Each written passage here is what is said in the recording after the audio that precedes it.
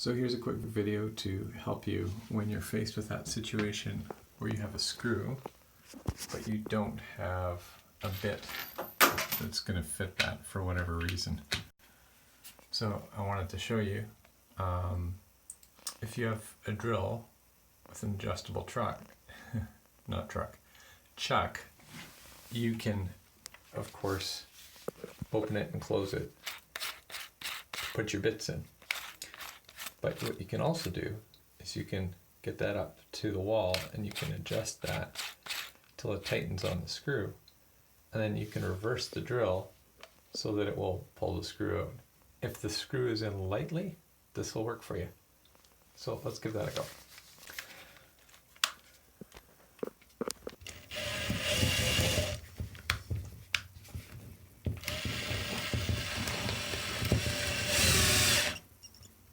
At the point it starts spinning, that's when you've actually connected in with the screw. So you want to reverse that.